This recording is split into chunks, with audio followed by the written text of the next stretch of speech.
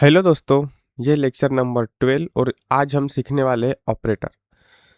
तो देखिए, जो भी हमने सी लैंग्वेज की सीरीज़ जो शुरू की है, इस सी लैंग्वेज की सीरीज़ में मेरे जितने भी लेक्चर्स हैं, उन लेक्चर्स में मेरे वीडियोस थोड़े लेंदी होते हैं।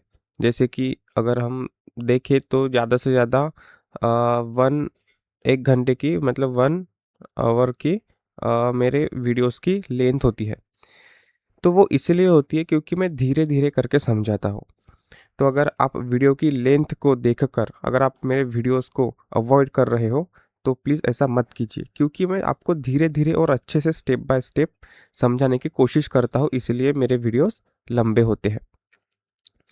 तो शुरू करते हैं आज का हमारा लेक्चर जो कि लेक्चर नंबर 12 और आज हम सीखने वाले हैं ऑपरेटर के बारे में कि ऑपरेटर क्या होता है। तो ऑपरेटर एक सिंबल है। ऑपरेटर एक सिंबल होता है जो कि कंपाइलर को बताता है कि किस प्रकार का टास्क या फिर ऑपरेशन परफॉर्म करना है। ऑपरेटर का उपयोग करके आप एक्सप्रेशन को लिख सकते हैं और आप एक्सप्रेशन को क्रिएट भी कर सकते हो। तो एक्सप्रेशन को लिखना या एक्सप्रेशन को क्रिएट करना ये दोनों एक ही बात है। जैसे कि अगर मैंने लिखा 5 प्लस 10, तो ये मेरा क्या बन गया? ये मेरा एक एक्सप्रेशन बन गया, मैं इसे एक्सप्रेशन कहूँगा, ठीक है?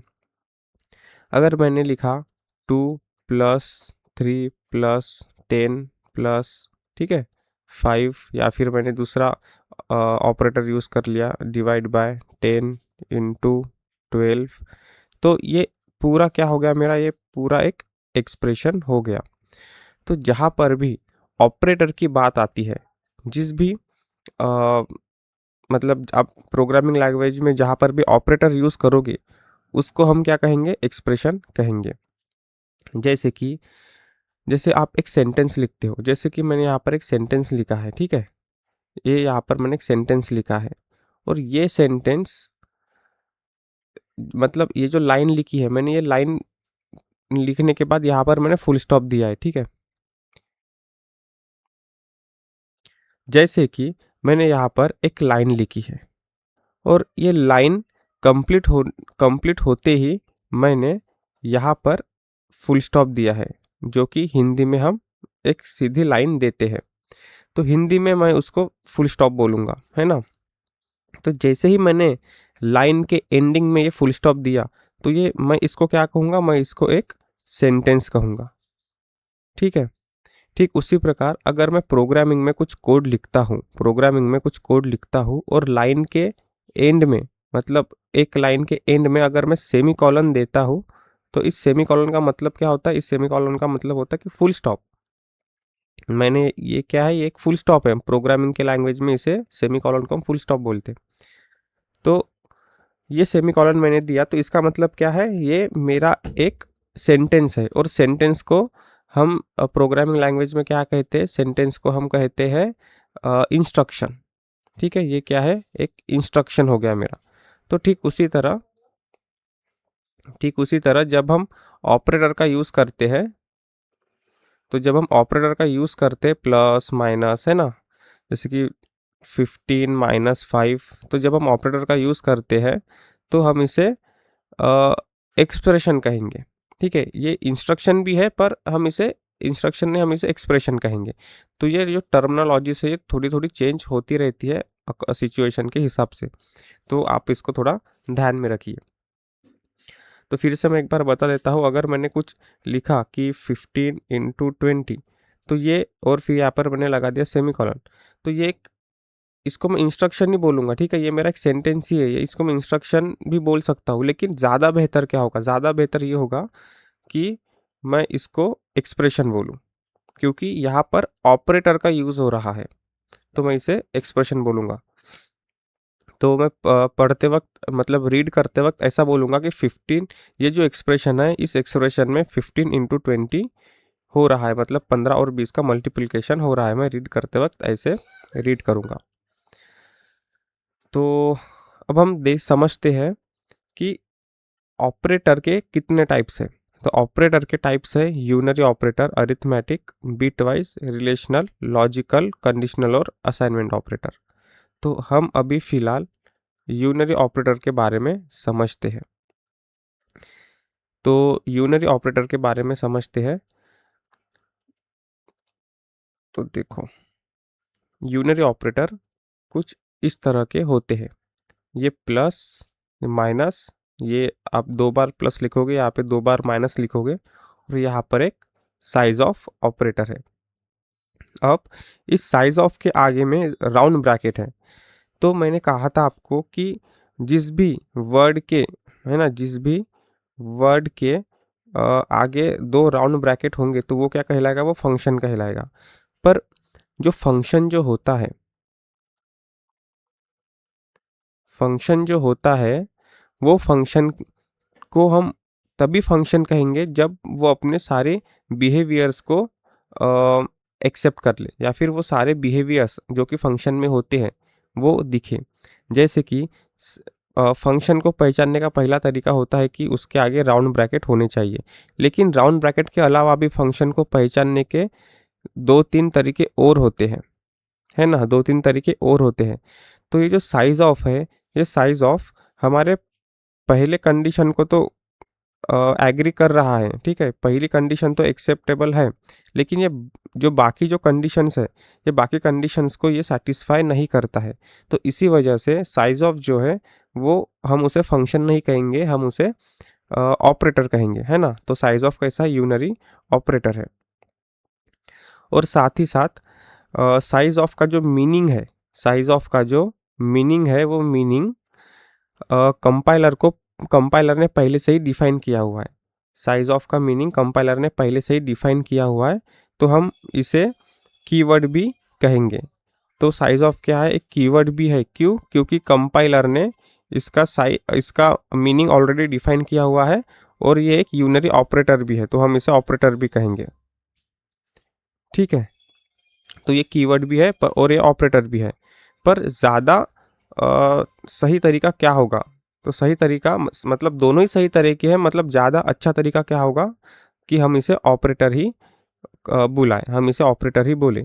जनरली हम इसे कीवर्ड नहीं बोलते हैं, पर ये कीवर्ड है, पर हम जनरली इसे यूज़ में नहीं लाते हैं। मतलब जनरली हम इसे कीवर्ड नहीं बोलते, हम इसे ऑपरेटर करके ही मेंशन करते हैं। ठीक उसी तरह जिस तरह 5 + 10, और यहाँ पर मैंने दिया सेमी कॉलन, यानी कि मेरा एक सेंटेंस पूरा हो गया, यानी कि ये मेरा एक पूरा इंस्ट्रक्शन हो गया। पर इसे बेटर वे है कि इसको मैं इंस्ट्रक्शन बोलने से अच्छा है कि मैं इसे एक्सप्रेशन बोलूँ। ठीक उसी तरह इसको मैं कीवर्ड बोलने से अच्छा है कि मैं इसे यूनरी ऑपरेटर बोलूँ, ठीक है। तो यूनरी ऑपरेटर ये जो कुछ इस तरीके के होते हैं। तो ये हमारे 5 यूनरी ऑपरेटर है, और हम इसे अब एक एक करके समझेंगे।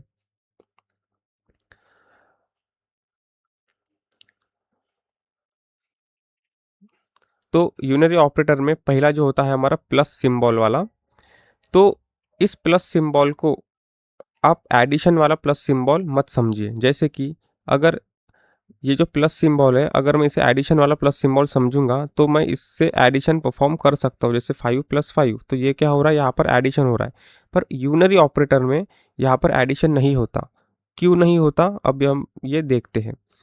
क्योंकि ये जो ऑपरेटर है प्लस ऑपरेटर, ये यूनरी ऑपरेटर के कैटेगरी में आता है। तो हम यूनरी ऑपरेटर सिर्फ उसी ऑपरेटर को बोलेंगे। ये हमारा क्या है, ये हमारा एक ऑपरेटर है, हम इसे एक ऑपरेटर बोलेंगे, ठीक है। तो इस ऑपरेटर को मैं यूनरी ऑपरेटर तभी कहूँगा जब ये ऑपरेटर सिर्फ एक ही ऑपरेंड को एक्सेप्ट करता है। अब ये ऑपरेंड क्या है, तो देखो, ऑपरेंड, ठीक है। ऑपरेंड मतलब क्या, ऑपरेटर मतलब तो आपने समझ लिया। ऑपरेटर मतलब ये जो हमने एक मिनट, ऑपरेटर मतलब ये जो हमने यहाँ पर दिए है, ये ऑपरेटर्स है, ठीक है, ये ऑपरेटर्स है। लेकिन ऑपरेंड मतलब क्या होता है, हम अभी ये देखते हैं। देखो, ऑपरेटर के साथ में, ऑपरेटर के साथ में जो भी वैल्यू या वेरिएबल आता है हम उसे ऑपरेंड कहेंगे। जैसे कि अगर मुझे एडिशन करना है 5 + 10 का, तो एडिशन करते वक्त मेरा ऑपरेटर क्या हो गया, मेरा ऑपरेटर ये हो गया, और मेरे ऑपरेंड्स क्या हो गए, मेरे ये ऑपरेंड्स हो गए। यानी ऑपरेटर के साथ में जो लगने वाले जो वैल्यू या फिर वेरिएबल्स हैं अगर मैं वेरिएबल की बात करूँ तो मैं ए प्लस बी भी लिख सकता हूँ। तो ये प्लस क्या हो गया, मेरा ऑपरेटर हो गया, और ए और बी क्या हो गए मेरे, ये ऑपरेंड्स हो गए।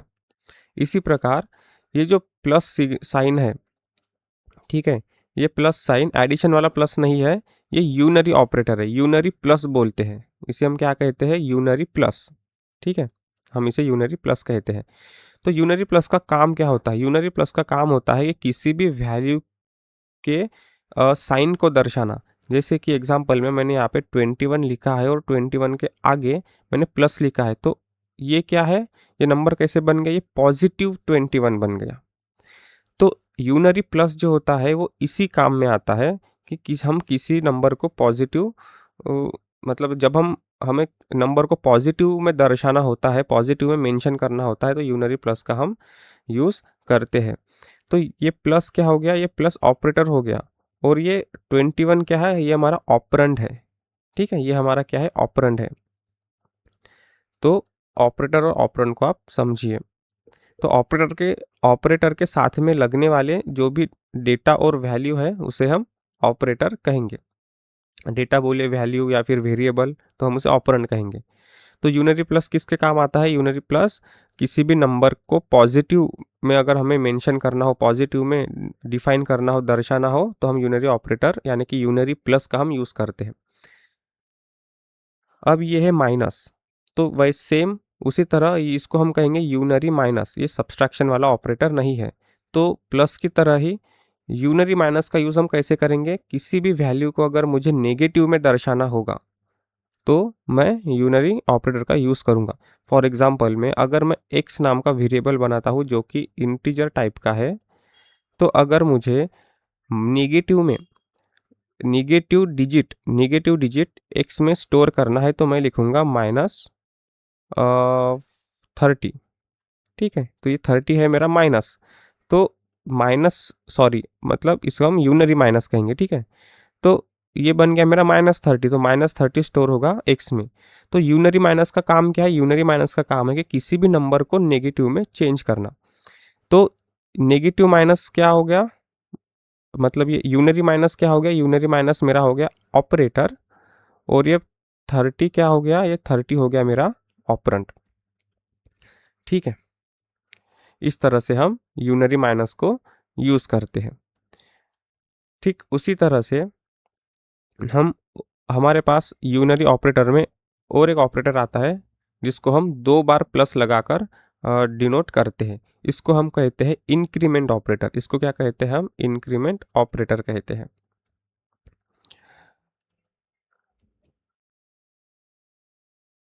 इसको हम कहते हैं इंक्रीमेंट ऑपरेटर। तो देखो, इंक्रीमेंट ऑपरेटर का यूज़ हम कब करते हैं वो अभी हम देखेंगे। तो इंक्रीमेंट ऑपरेटर का मतलब क्या होता है, इंक्रीमेंट ऑपरेटर का मतलब होता है कि इंक्रीमेंट करना। जैसे कि अगर मैंने लिखा 5 प्लस प्लस, तो 5 प्लस प्लस का मतलब क्या होता है, 5 प्लस प्लस का मतलब होता है 5 इज इक्वल्स टू 5 प्लस 1, है ना, इसका मतलब ये होता है। मगर ये जो एक्सप्रेशन है, ये क्या है, ये मेरा एक एक्सप्रेशन है। तो ये जो एक्सप्रेशन है, ये एक्सप्रेशन प्रोग्रामिंग लैंग्वेज में वैलिड है क्या? जी नहीं, बिल्कुल नहीं। ये एक्सप्रेशन प्रोग्रामिंग लैंग्वेज में वैलिड नहीं है। क्यों?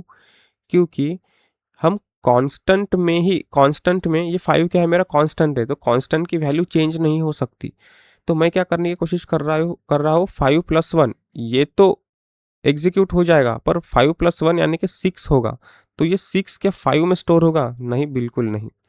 तो इंक्रीमेंट ऑपरेटर जो है ना, वो कांस्टेंट पे काम नहीं करते, क्योंकि इसका मीनिंग ये होता है, जब हम ऐसे एक्सप्रेशन लिखते हैं ना, तो कंपाइलर इंटरनली इस एक्सप्रेशन को इसमें चेंज कर देता है। आप ऐसा समझ सकते हो। ठीक है, आप इस तरह से समझो कि ये जो एक्सप्रेशन है, ये एक्सप्रेशन इंटरनली कुछ ऐसे वर्क करेगा। तो अगर मैं ऐसा लिखूंगा तो इसका मीनिंग ये होगा, तो कांस्टेंट में हम 5 प्लस 1 6, यानी कि 6 हम कांस्टेंट में स्टोर नहीं कर सकते। तो फिर हम इंक्रीमेंट ऑपरेटर को कब यूज़ करेंगे? तो हम इंक्रीमेंट ऑपरेटर को वेरिएबल के साथ में यूज़ कर सकते हैं, जैसे कि a is equals to a plus 1 इसका मीनिंग ये है कि ये लिखने के बजाय अगर मैं ऐसा भी लिख सकता हूँ ए प्लस प्लस, चाहे ए की वैल्यू कुछ भी हो, ए की वैल्यू 5 हो 6 हो, अगर मैं मान लूँ ए की वैल्यू ए की वैल्यू 10 है, तो यहाँ पर क्या होगा 10 ए प्लस प्लस यानी कि 10 प्लस 1, तो 11 ए में स्टोर हो जाएगा। तो इंक्रीमेंट ऑपरेटर हमें तब काम आता है जब हमें कुछ ऐसा एक्सप्रेशन लिखना हो, मतलब किसी भी वैल्यू में सिर्फ हमें एक डिजिट से ही इंक्रीमेंट कराना हो, एक डिजिट से ही इंक्रीमेंट कराना हो, तो a equal to a plus one लिखने के बजाय हम ए प्लस प्लस लिखना प्रीफर करेंगे, क्योंकि ये शॉर्टकट तरीका है, एक प्रकार का ये शॉर्टकट तरीका है। तो इंक्रीमेंट ऑपरेटर ऐसे होते हैं। तो इंक्रीमेंट ऑपरेटर प्लस वन से वैल्यू में चेंज करते हैं। तो इंक्रीमेंट ऑपरेटर के होते हैं दो टाइप्स। पहला टाइप्स होता है प्री इंक्रीमेंट ऑपरेटर, और दूसरा टाइप होता है पोस्ट इंक्रीमेंट ऑपरेटर। ठीक है, दूसरा टाइप होता है पोस्ट इंक्रीमेंट ऑपरेटर। तो प्री इंक्रीमेंट और पोस्ट इंक्रीमेंट में फ़र्क क्या है वो अभी हम देखेंगे। तो हम सबसे पहले देखते हैं प्री इंक्रीमेंट ऑपरेटर। तो प्री इंक्रीमेंट ऑपरेटर का उपयोग हम इस तरह से करते हैं, जैसे कि मान लीजिए मैंने इंटीजर डेटा टाइप का एक एक्स नाम का वेरिएबल बनाया। इस एक्स नाम के वेरिएबल में हमने 5 स्टोर किया। तो मैंने लिखा प्री इंक्रीमेंट ऑपरेटर, मतलब है तो ये इंक्रीमेंट ऑपरेटर, पर मैंने वेरिएबल के पहले इसको लिखा है, वेरिएबल के पहले इसको लिखा है। तो ये हो गया मेरा प्री इंक्रीमेंट ऑपरेटर। ठीक है, ये जो वेरिएबल है इसके पहले मैंने प्लस प्लस ऑपरेटर का यूज़ किया है। तो यहाँ पर ये मेरा हो गया ऑपरेटर और ये मेरा हो गया ऑपरेंड। ठीक है, ये हो गया ऑपरेटर और ये हो गया ऑपरेंड। तो वेरिएबल के पहले मैंने ऑपरेटर का यूज़ किया है, तो ये इसको मैं कहूँगा pre increment operator. Increment operator तो है, पर कैसा है, प्री इंक्रीमेंट ऑपरेटर है। तो इसका मीनिंग क्या होगा, इसका मीनिंग सेम होगा, x is equals to x plus one, इसका भी मीनिंग सेम ही होगा। तो 5 अगर मैंने x में स्टोर किया है तो 5 प्लस वन यानी कि x में 6 जाएगा, जैसे कि आउटपुट में दिखाया है। अब बारी आती है पोस्ट इंक्रीमेंट ऑपरेटर की। तो हम इसे पोस्ट इंक्रीमेंट ऑपरेटर तभी कहेंगे जब वेरिएबल के बाद में अगर मैं प्लस प्लस ऑपरेटर का यूज़ करूँ, मतलब इंक्रीमेंट ऑपरेटर का यूज़ करूँ। अगर कोई वेरिएबल हो तो वेरिएबल के बाद में अगर मैं इंक्रीमेंट ऑपरेटर का यूज़ करूँ तो इसे मैं कहूँगा पोस्ट इंक्रीमेंट ऑपरेटर। तो यहाँ पर ये मेरा है ऑपरेटर और ये मेरा है ऑपरेंड। ठीक है, तो x प्लस प्लस का मीनिंग क्या होगा, x प्लस प्लस का भी मीनिंग सेम ही होगा। देखो x प्लस प्लस का अर्थ क्या होता है, x is equals to x plus one, यानी कि अगर x में मैं 5 एंटर करता हूँ तो 5 प्लस वन क्या होगा, 5 प्लस वन 6 होगा। तो इस प्रकार से प्री इंक्रीमेंट और पोस्ट इंक्रीमेंट ऑपरेटर यूज होते हैं। अब हम थोड़ा प्रैक्टिकल की तरफ देखते हैं। तो सबसे पहले हम प्रैक्टिकल में देखेंगे कि यूनरी प्लस, फिर देखेंगे हम यूनरी माइनस, और फिर हम देखेंगे इंक्रीमेंट ऑपरेटर, जो कि है दो टाइप्स के, एक है प्री इंक्रीमेंट, ठीक है, और एक है पोस्ट इंक्रीमेंट। तो हम एक एक करके प्रैक्टिकल देखते हैं। मेरा हाँ, तो मैंने सबसे पहले हेडर फाइल को मेंशन किया है इंट मेन, जहाँ पे हम इंट मेन फंक्शन है जहाँ जिसके अंदर हम हमारी मतलब कोडिंग करते हैं, प्रोग्रामिंग करते हैं। तो सबसे मैं लिखूंगा एक वेरिएबल क्रिएट करूंगा जिसका नाम होगा एक्स ही रख देते हैं, एक्स। और ये एक्स जो है वेरिएबल है वो किस टाइप का है, वो इंटीजर टाइप का है, तो मैं इसे इंट डेटा टाइप लिखता हूँ और इस वेरिएबल को मैं डिफाइन करता हूँ। अब इस एक्स में मैं 10 को स्टोर करने की कोशिश करता हूँ, तो एक्स में 10 स्टोर हो जाएगा। ठीक है, एक्स में क्या होगा, 10 स्टोर हो जाएगा। उसके बाद में अब इसको देखिए, मैं आपको कुछ बातें रिवाइज करवाना चाहूँगा। इसमें देखिए, ये जो इंट एक्स है, ये इंट एक्स को मैंने क्या किया, यहाँ पर डिफाइन किया और असाइनमेंट ऑपरेटर का यूज़ करके मैंने 10 क्या किया, 10 एक्स में असाइन किया। ठीक है, तो डिफाइन, वेरिएबल का डिफाइन होना और वेरिएबल में असाइन करना, ये दोनों काम एक ही सेंटेंस में हम कर सकते हैं जब हम वेरिएबल को क्रिएट करते हैं। तो वेरिएबल को डिफाइन करना और असाइन करना मैं एक साथ कर सकता हूँ। ठीक है, तो वेरिएबल को क्रिएट करना मतलब होता है वेरिएबल को डिफाइन करना, और वेरिएबल में अगर कोई वैल्यू स्टोर होती है तो हम उसे कहते हैं वैल्यू को असाइन करना। तो इस एक्सप्रेशन को मैं कुछ इस तरह भी लिख सकता हूँ, जैसे कि एक्स। ठीक है, तो अब यहाँ पर क्या है, यहाँ पर मैंने वेरिएबल को पहले डिफाइन किया पर असाइन नहीं किया है, तो इसको कहते हैं वेरिएबल को डिफाइन करना। और इस जो कि मेरा एक्स वेरिएबल है वो पहले ही बन चुका है, तो मैं अब एक्स को कहीं पर भी यूज़ कर सकता हूँ। तो यहाँ पर इसको हम कहते हैं वेरिएबल को मैंने असाइन किया है, वेरिएबल को मैंने असाइन किया है, यानी वेरिएबल में वैल्यू स्टोर किया, तो इसको कहते हैं डिफाइन करना, इसको कहते हैं असाइन करना। तो यहाँ पर मैं एज इट इज़ कर देता हूँ। ठीक है, ताकि कोड हमारा रीडेबिलिटी में ज़्यादा अच्छा हो। तो अगर मैंने x में 10 लिखा है तो इसका मतलब क्या है, इसका मतलब ये है कि 10 पॉजिटिव नंबर है। भले ही मैं इसमें पॉजिटिव साइन ना दूं, ठीक है, भले ही मैं इसमें पॉजिटिव यानी कि यूनरी प्लस ऑपरेटर ना लगाओ, फिर भी बाय डिफ़ॉल्ट हमारे जो डिजिट्स होते हैं वो डिजिट्स पॉजिटिव में होते हैं। तो मैं अगर चाहूँ तो मैं यहाँ पर यूनरी प्लस ऑपरेटर भी लगा सकता हूँ, अगर चाहूँ तो मैं यहाँ पर नहीं भी लगा सकता हूँ। तो लेकिन अगर हम यूनरी ऑपरेटर यानी कि यूनरी प्लस ऑपरेटर का एग्जांपल देख रहे हैं, तो मैं यहाँ पर प्लस ऑपरेटर का यूज़ करूँगा। तो मैं लिखता हूँ प्रिंट एफ, और यहाँ पर लिखता हूँ मैं डबल इन्वर्टेड कॉमा, और x equal to integer data type है इसलिए मैं लिखूँगा यहाँ पर %d और फिर कॉमा, और लिखता हूँ एक्स, यानी कि एक्स की जो मेरी वैल्यू है वो यहाँ पर आ जाएगी। तो अगर मैं इसे कंपाइल और रन करता हूँ तो मुझे दिखाई देगा कि एक्स जो की है वो पॉजिटिव नंबर है। तो प्रिंट करते वक्त प्लस जो साइन है वो प्लस साइन नहीं आता है।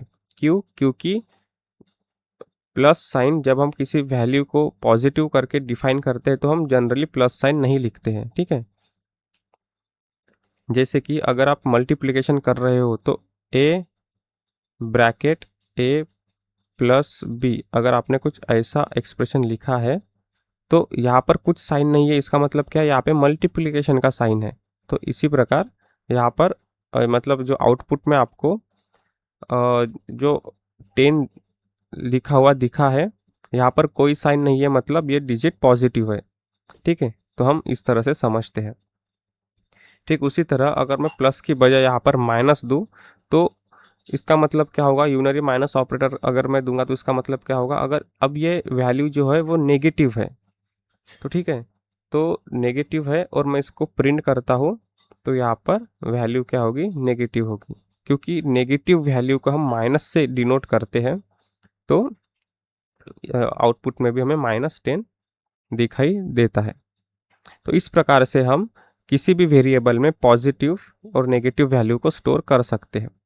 अब हम देखते हैं कि इंक्रीमेंट ऑपरेटर का यूज़ क्या है। तो देखो, अगर मैं x इज इक्वल्स टू 10, मतलब x में मैंने 10 को असाइन किया है, यानी कि x में 10 स्टोर है। अगर मैं ऐसा लिखूँ x equal to x plus 1, ठीक है, तो x में क्या स्टोर होगा, तो x में स्टोर होगा 11, क्योंकि हमने 10 प्लस 1 किया है। तो देखो यहाँ पर 11 x में स्टोर हो गया है और हमने x की वैल्यू प्रिंट कर दी है। पर इसके बजाय अगर मैं ऐसा लिखूँ, इसके बजाय अगर मैं एक्स प्लस प्लस लिखो, ठीक है, और सेमीकोलन, क्योंकि हर एक स्टेटमेंट के बाद हमें फुल स्टॉप लगाना ज़रूरी होता है। तो एक्स प्लस प्लस लिखूँ तो क्या होगा, तो भी आंसर 11 ही आएगा। क्यों? क्योंकि इसका मीनिंग क्या होता है, इसका मीनिंग होता है x equal to x plus one. तो इसका मीनिंग और इसका मीनिंग सेम ही है।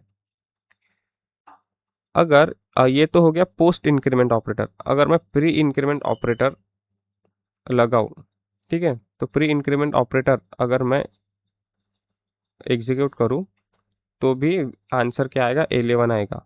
क्यों? क्योंकि इसका मीनिंग क्या होता है, इसका मीनिंग भी सेम होता है, x is equals to x plus one. तो आप थोड़ा सोचिए कि जब इसका भी मीनिंग सेम है और पोस्ट इंक्रीमेंट ऑपरेटर का भी मीनिंग सेम है, यानी कि इसका मीनिंग और इसका मीनिंग सेम ही है, यहाँ पर भी 11 ही आउटपुट आ रहा है और इस सिचुएशन में भी 11 ही आउटपुट आ रहा है। तो इन दोनों में डिफरेंस क्या है, हम ऐसे क्यों लिखते हैं, तो इसका भी एक रीज़न है, इन दोनों में डिफरेंस है, तो हम अभी वो डिफरेंस देखेंगे।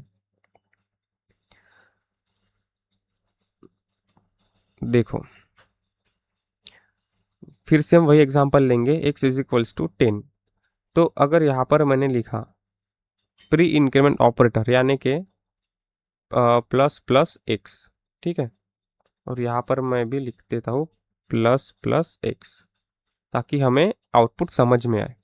उसके बाद मैं यहाँ पर लगाता हूँ, यहाँ पर मैं देता हूँ थोड़ा स्पेस, और यहाँ पर लिखता हूँ मैं एक्स प्लस प्लस, यानी कि ये हो गया हमारा पोस्ट इंक्रीमेंट ऑपरेटर। और यहाँ पर मैं लिखता हूँ इक्वल टू परसेंट डी, ठीक है, और यहाँ पर मैं कॉमा देता हूँ और लिखता हूँ एक्स प्लस प्लस। तो मैंने आपको एक टेक्निक बताई थी, वो टेक्निक ये थी कि आपको कभी भी लेफ़्ट टू राइट आना है और देखना है कि पहला फॉर्मेट स्पेसिफायर क्या है। तो पहला फॉर्मेट स्पेसिफायर मेरा परसेंट डी है, तो मैं जब मेरा सेमीकोलन एंड होगा और उसके बाद मैं कॉमा दूंगा, तो मेरा फर्स्ट जो वैल्यू होगी, वेरिएबल होगी, जो डेटा होगा, तो वो डेटा इस फर्स्ट वाले से रिप्लेस हो जाएगा। उसके बाद मुझे देखना है कि सेकंड में, सेकंड टाइम फॉर्मेट स्पेसिफायर कौन से डेटा टाइप का है, तो वही डेटा टाइप में सेकंड में लिखूंगा। तो फिर ये x प्लस प्लस मतलब पोस्ट इंक्रीमेंट है, इसकी वैल्यू इस फॉर्मेट स्पेसिफायर के साथ रिप्लेस हो जाएगी। तो इस प्रकार से हम ये जो है, इस प्रकार से हम इसका जो सीक्वेंस है वो डिफाइन होता है फॉर्मेट स्पेसिफायर के मुताबिक। ठीक है, तो ये भी मैंने बात आपको रिवाइज करा दी। तो हम अपने मेन पॉइंट पर आते हैं कि प्री इंक्रीमेंट ऑपरेटर और पोस्ट इंक्रीमेंट ऑपरेटर में फ़र्क क्या है। तो अभी हम इसको प्रिंट करके देखते हैं। याद रखिए हमारे एक्स में 10 स्टोर है। तो अगर मैं इसको जूम करके आपको दिखाऊं और कोड और आउटपुट में आपको एक साथ दिखाऊं तो आपको बात समझ में आएगी कि देखो सबसे पहले क्या हुआ, सबसे पहले एक्स में 10 गया, यानी कि एक्स में क्या है, 10 है, एक्स में क्या है, 10 है।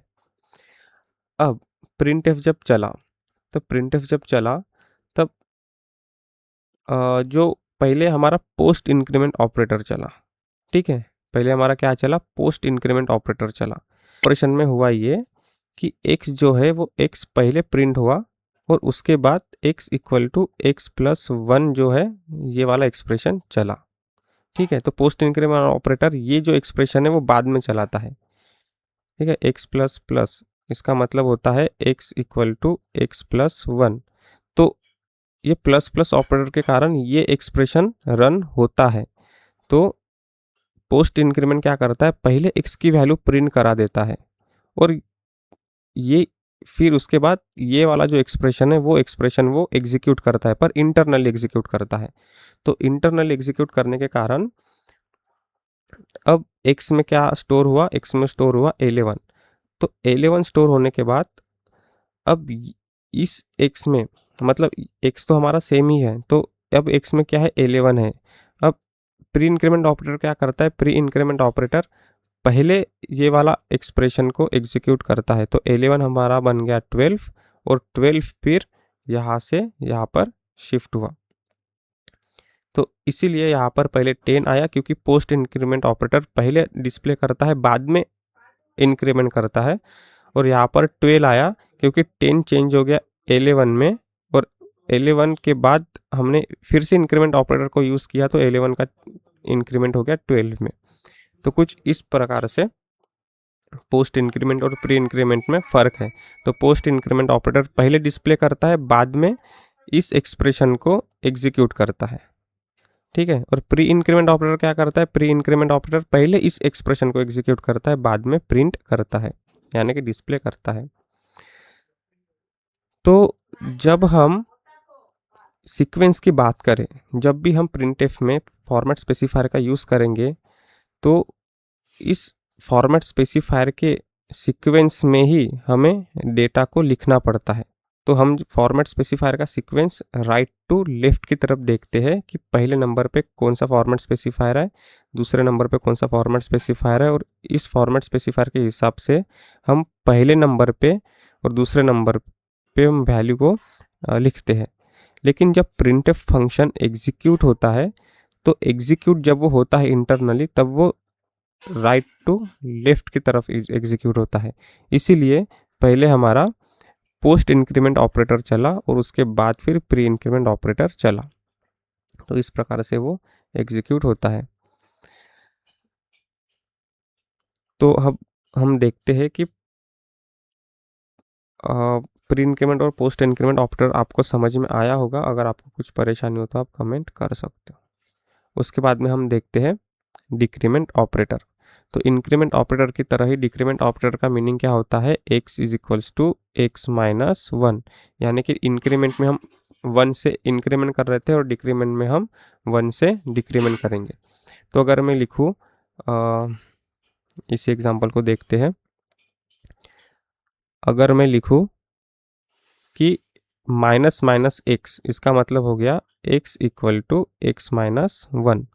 तो इसमें भी दो टाइप होते हैं, प्री डिक्रीमेंट और पोस्ट डिक्रीमेंट। तो ठीक इसी तरह जैसे हमने इंक्रीमेंट ऑपरेशन परफॉर्म किया है, तो ठीक उसी तरह अगर यहाँ पर मैं लिखूंगा माइनस माइनस, तो ये हो जाएगा मेरा पोस्ट डिक्रीमेंट, और यहाँ पर हो जाएगा प्री डिक्रीमेंट।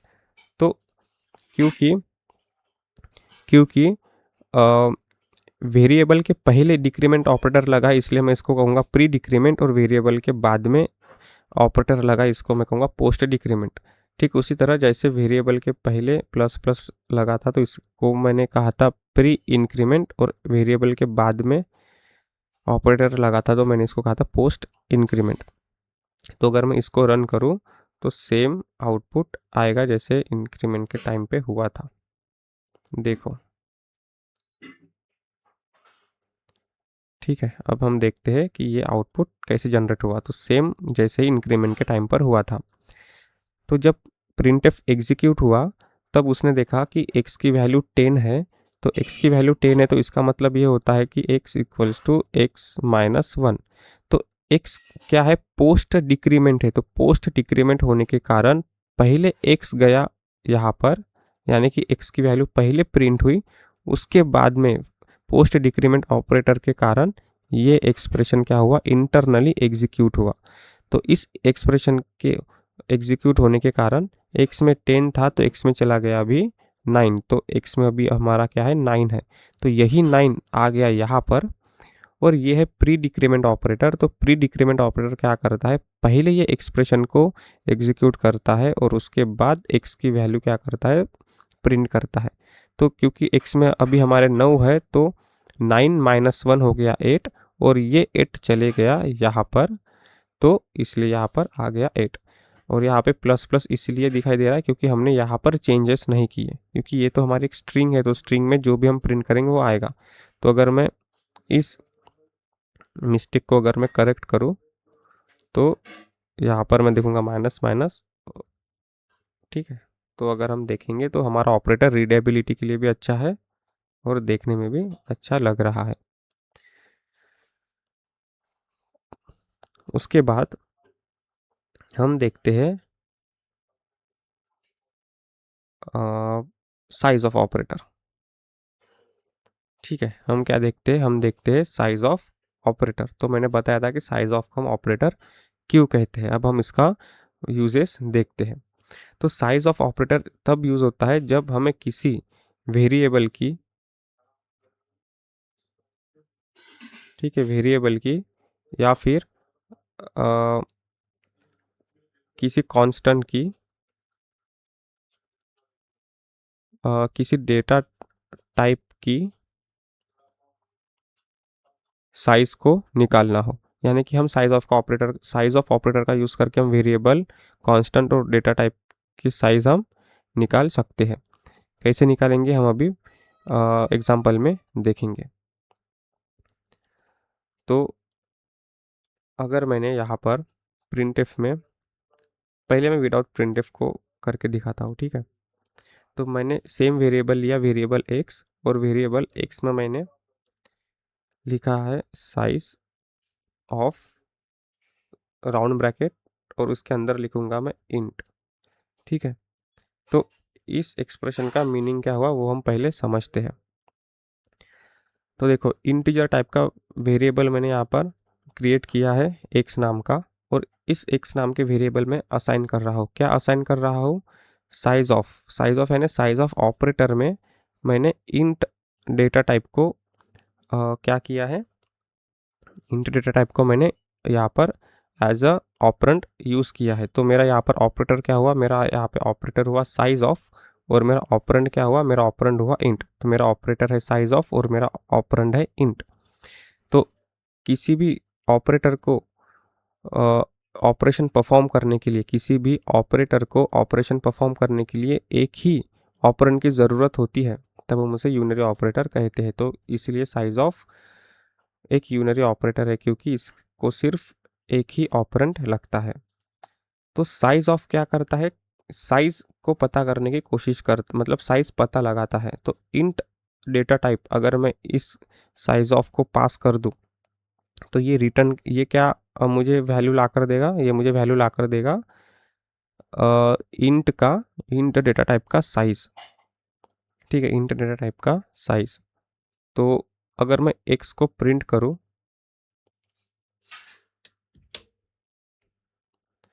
इसको मैं कर देता हूँ रिमूव।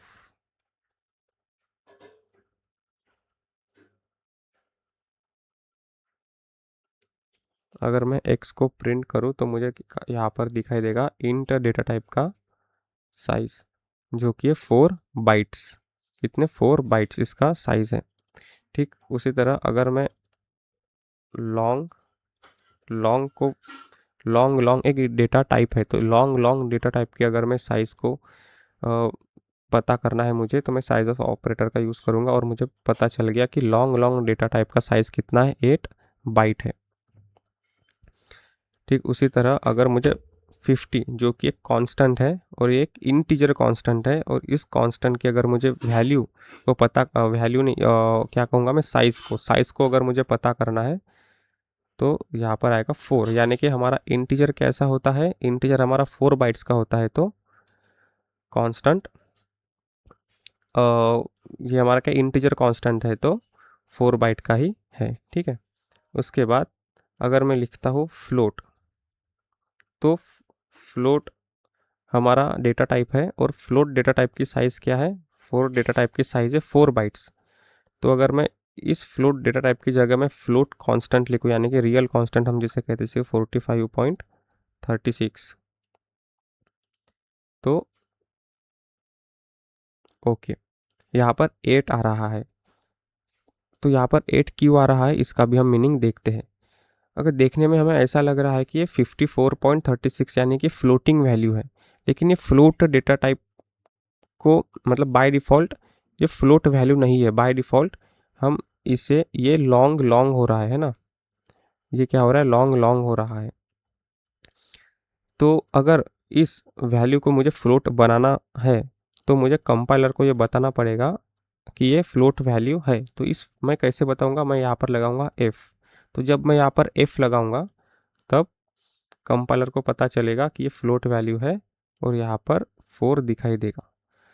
ठीक है, अगर मैं यहाँ पर एफ नहीं लगाता हूँ तो कंपाइलर ये बाय डिफ़ॉल्ट लॉन्ग लॉन्ग कर लेता है। ठीक है, उसके बाद में मैं यहाँ पर वेरिएबल भी दे सकता हूँ, जैसे कि मैंने यहाँ पर एक वेरिएबल बनाया क्यार, क्यार नाम का वेरिएबल, जिसमें अब क्यार नाम वेरिएबल में क्या लिखूँ, मैंने लिखा नेम। तो मेरे पास एक क्यार नाम का वेरिएबल है जिसका, उस वेरिएबल का नाम है नेम। अगर इस नेम वेरिएबल की साइज़ मुझे पता करनी है तो मैं सिंपली यहाँ पर नेम लिखूँगा और यहाँ पर मैं कंपाइल एंड रन करूँगा। तो क्यार डेटा टाइप की साइज़ क्या होती है, क्यार डेटा टाइप की साइज़ होती है 1 बाइट। तो एक्स में चले गया 1, क्योंकि वेरिएबल है क्यार डेटा टाइप का, और क्यार क्यार डेटा टाइप की साइज़ होती है 1, तो हमारे वेरिएबल की भी साइज़ हो गई 1। ठीक है, स्टोरेज साइज़ हो गई 1। तो जब मैंने नेम वेरिएबल की साइज़ को मेजर मतलब देखना चाहा तो मुझे पता चला कि नेम वेरिएबल जो है वो 1 बाइट का है। ठीक है, अब देखो, अब जैसे मैंने साइज़ ऑफ, हमें क्या रिटर्न करता है, साइज़ रिटर्न करता है। ठीक है, हमें साइज़ निकाल के देता है। तो इंटरनली कैसा वर्क होगा, इंटरनली जब ये एक्सप्रेशन चलेगा ना, तब जब ये ऑपरेटर का जो ऑपरेशन है, जो एग्जीक्यूशन है पूरा हो जाएगा, तब ये इसकी जगह पे वो 1 लाकर छोड़ देगा। तो 1 चले जाएगा x में और x की वैल्यू प्रिंट हो जाएगी। तो इस तरह से इंटरनली एग्जीक्यूशन होता है। तो अगर यहाँ पर मैंने x लिखा है, x मैंने क्यों लिखा है, क्योंकि साइज़ ऑफ हमें साइज़ रिटर्न करके देता है और वो x में यहाँ पर स्टोर हो रही है, और मुझे जब साइज़ को प्रिंट करना है तो मैं यहाँ पर x लिख रहा हूँ। पर इस x की जगह पे मैं डायरेक्ट साइज़ ऑपरेटर भी लिख सकता हूँ, जैसे कि मैंने अभी किया। तो चाहे मैं x लिखूँ, चाहे मैं साइज़ ऑफ लिखूँ, ये दोनों ही एक ही बात होगी। तो अगर यहाँ पर मैंने x की जगह पे साइज़ ऑफ लिखा है और इसको मैं कर देता हूँ डिलीट, तो आंसर सेम आएगा। देखो आंसर क्या आ गया, आंसर आ गया 1। तो इंटरनली ये काम कैसे करेगा, इंटरनली ये काम करेगा कि जैसे ही प्रिंटफ एग्जीक्यूट होगा, और प्रिंटफ एग्जीक्यूट कैसे होता है, राइट टू लेफ्ट होता है। तो पहले ये ऑपरेशन सॉल्व होगा। तो पहले जब ये ऑपरेशन सॉल्व होगा तो इसकी जगह पे क्या आएगा, इसकी जगह पे आएगा, यहाँ पर ये चले जाएगा और इसकी जगह पे आएगा 1, क्योंकि हमारा जो नेम है वो क्यार डेटा टाइप का है और क्यार डेटा टाइप 1 बाइट का होता है। तो यहाँ पर आएगा 1 और ये 1 फिर चले जाएगा, यहाँ पर रिप्लेस हो जाएगा। तो इसलिए 1 हमें आउटपुट में मिला। तो इस प्रकार से हमने देखा कि प्री इंक्रीमेंट ऑपरेटर क्या होता है, पोस्ट इंक्रीमेंट ऑपरेटर क्या होता है, यूनरी ऑपरेटर हम किसे कहते हैं, और साइज ऑफ ऑपरेटर क्या होता है, किस तरह से हम प्लस यानी कि पॉजिटिव और नेगेटिव नंबर को स्टोर करते हैं। तो आज का वीडियो यूनरी ऑपरेटर का ही था। नेक्स्ट वीडियो में हम देखेंगे अरिथमेटिक ऑपरेटर्स, और ऐसे ही एक एक करके हम सारे ऑपरेटर्स विथ प्रैक्टिकल हम देखते जाएंगे। तो अब तक के लिए थैंक यू।